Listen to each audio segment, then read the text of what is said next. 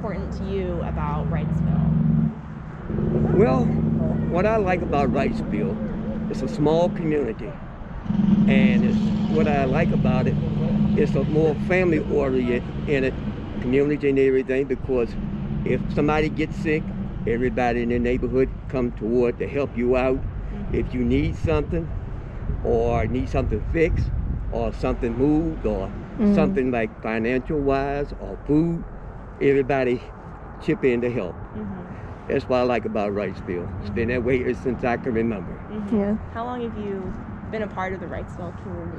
Longer than you are old. Oh yeah. All right, we put it that way. All right. But I love the community. It's nice and quiet and everything. And like when we was kids, we could get out here and play, and like say, our house has always been the center house of the neighborhood, where my mom and dad, after kids got through playing, they'd come in and and have a big barbecue for all the kids. And if the kids, my mom was more like a neighborhood school teacher. She helped teach all the kids. What are some of your favorite memories of Wrightsville? Oh my goodness, we'd be here all day. I know. We'd be here all day. Some of my favorite memories. Well, some of the people that I grew up with and everything, and well, the lot older people that was in the neighborhood, where we got, they taught us a lot about, living, survival, and helping each other and everything. And like when I was coming up, a lot of the older guys had these real fancy cars and stuff that I like. I like cars, older ones and newer ones, and they taught me how to work on them and restore them and everything like that. So that's where I got a lot of my basic training from. My father, he was dynamic, and I loved him to death. My mom and my father, they were really nice people.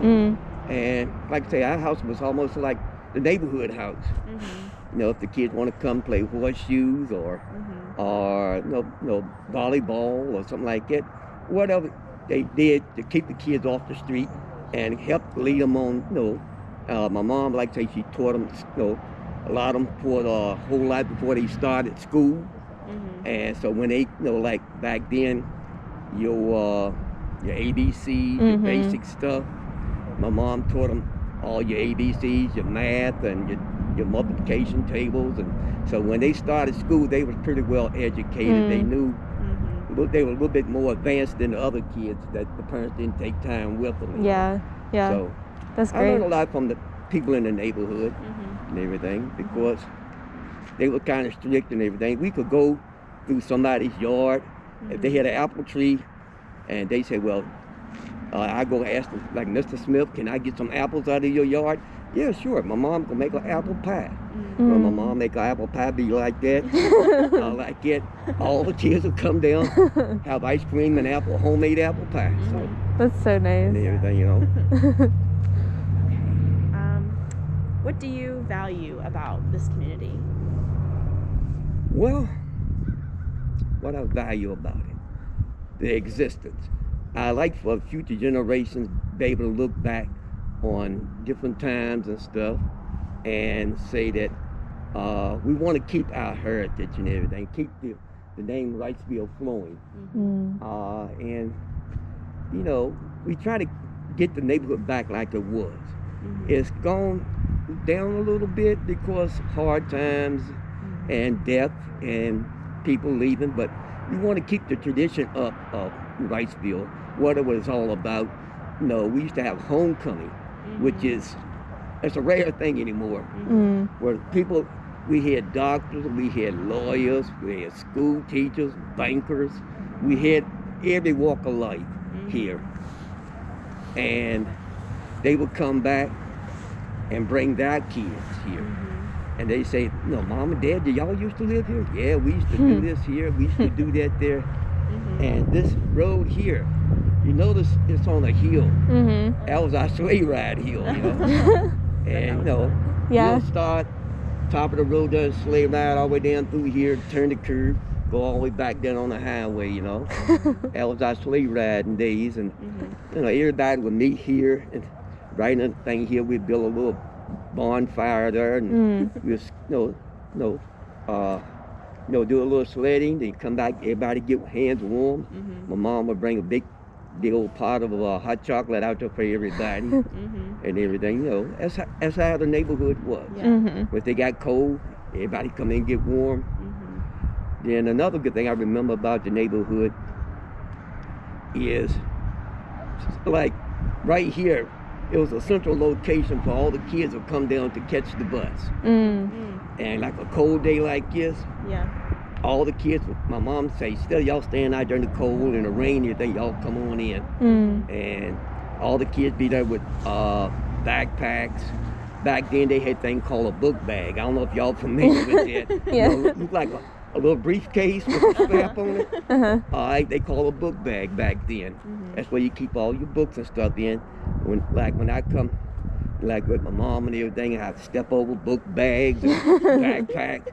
They sitting there eating cookies and hot chocolate before they go to school. My mom would make sure each one of the kids are, got the shirts in, because some of the parents had to work and had to leave the kids at home and everything. So my mom would make sure every kid, got something to eat, got the clothes on right, got their hair combed and everything before they went to school. So that's what I like about the neighborhood. It's more family oriented.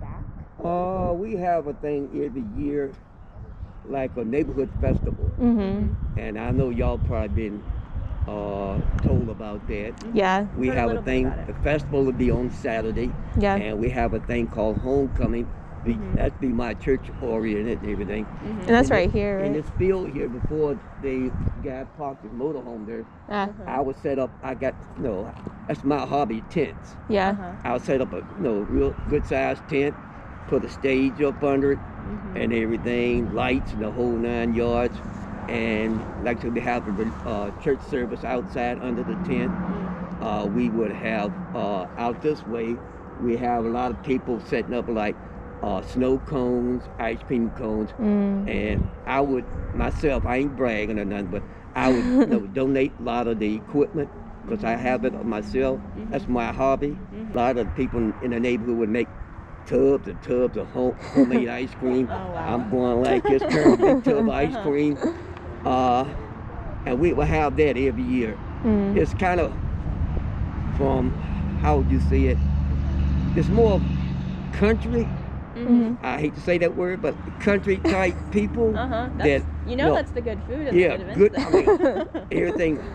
Everything. I ain't talking about store stuff. This is home cooked food, home cooked everything.